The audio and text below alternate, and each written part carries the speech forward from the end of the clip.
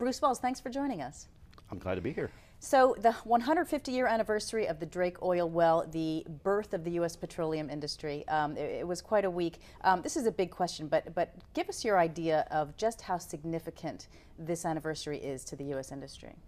Well, I think it's very significant because when you really think about what was accomplished in 1859, Edwin Drake created an industry that led to all our modern products, not only just gasoline, but aviation fuel, plastics, a host of things that really made a difference in the economic development of the country.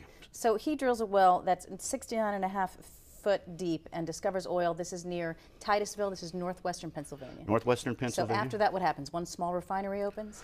Well, it was actually, Colonel Drake was a railroad engineer hired by a small oil company that was one of the earliest, virtually formed because of the demand for a new product, kerosene. Actually, prior to that, a man named Samuel Keir in Pittsburgh created a still, or an early refinery, and his first involvement in wanting petroleum was for medicine. He actually patented and sold a product, a rock oil in a little bottle that was sold for its curative properties. And so he wanted oil to refine into this product.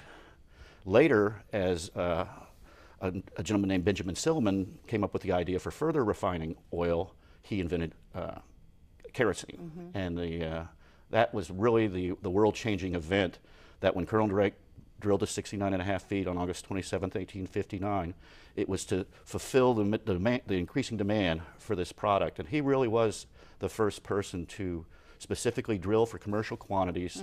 There was a refinery already starting up operation in Pittsburgh, and so it led to really the birth of the American oil industry. Right. So that started with lighting, and so from there it's the search for oil spread further. So Ohio, West Virginia, Kansas. Exactly. And after the discovery in 1859, it really moved eastward to a small town called Bradford, about 2.5 hours, 3 hours east of Titusville in Oil City.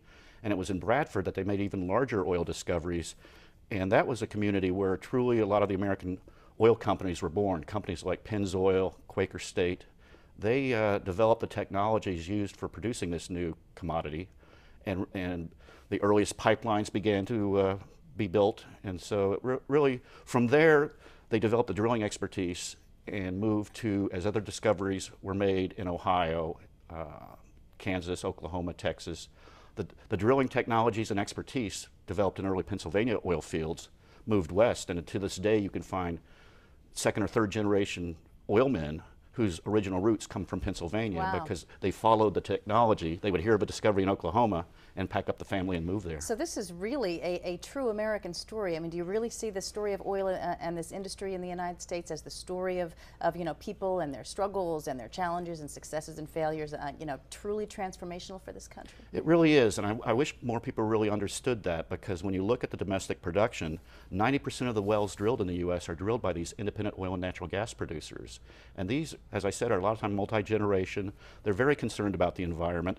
They've done a lot to provide the gasoline and the aviation fuel that America desperately needs. And so it's been kind of a learning experience for me, because I trained as a journalist, and when I started covering the industry, I would visit oil and gas communities, and I was surprised to learn just how many there are across the country that really are proud of their oil heritage. I mean, they literally have annual derrick days and festivals like that. And so the events that went on in Pennsylvania, this is literally the communities of Oil City, Franklin, and Titusville having parades and actually celebrating the great economic impact that and Pennsylvania is still producing oil. Yes, they are, and it's actually one of the finest grades of quality oil produced in the world, which is kind of ironic. The first place still produces the best, not nearly in the quantities, but Pennsylvania crude oil is still a very high paraffin-based quality oil. Oh, that's fascinating. I also think people don't realize just how many products come from petroleum.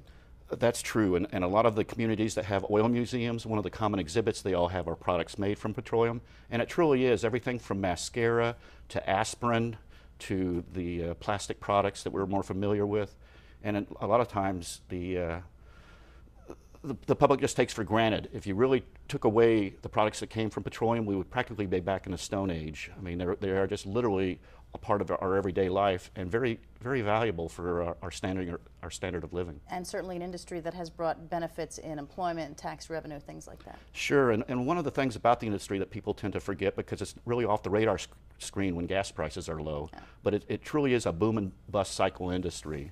And there have been many booms and busts, and so the independent producers out there, the people that find the natural gas, they are risk takers, and it really is a business that in the late 80s, mid 80s, the price of oil collapsed, and it wiped out a lot of independent oil and gas companies, and more than 500,000 jobs were lost in the 80s. But it typically will go back and forth on a supply and demand cycle, but overall, when you think of the petroleum engineers, the geologists, the roughnecks, it definitely employs quite a few people. Now, you mentioned natural gas there, and we're talking about oil in Pennsylvania, but natural gas is now the new big story there. Sure, and it's kind of exciting because when you think, it's called the Marcellus Shale in western Pennsylvania, and it's a great example of new technology producing a much needed resource, natural gas, which burns 25% cleaner than most of the fossil fuels.